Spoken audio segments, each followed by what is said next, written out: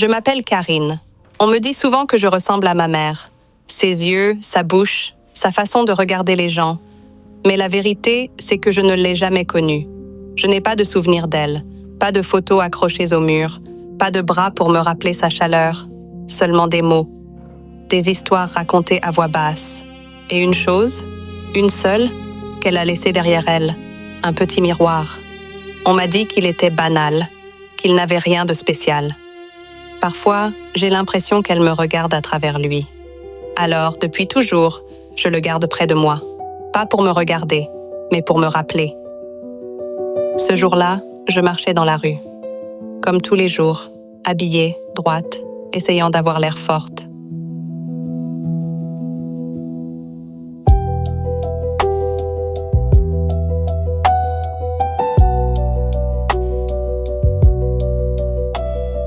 La ville allait vite, les gens passaient sans me voir, la musique me portait. Et puis, tout s'est brisé. Une main, une traction violente, ma valise arrachée. Je suis tombée. Je n'ai pas crié pour l'argent, ni pour les objets. J'ai crié parce qu'on m'arrachait quelque chose de plus profond. Et pour la première fois depuis longtemps, je me suis sentie seule. L'homme a couru. Il ne regardait pas derrière lui. Il s'est caché. Il a ouvert la valise. Il cherchait sans doute de quoi survivre, de quoi tenir encore un jour de plus. Il a trouvé des objets. Et puis, le miroir. Quand il l'a ouvert, il s'est arrêté. Ce n'était pas un choc spectaculaire, pas une révélation magique. C'était plus simple que ça. Il s'est vu.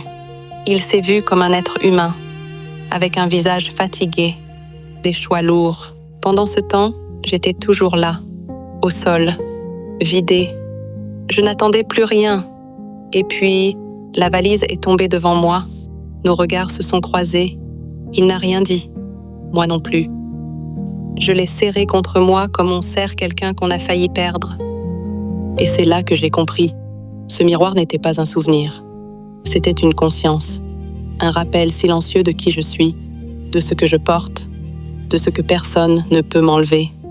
On peut faire tomber quelqu'un, mais on ne peut pas voler ce qu'un regard réveille.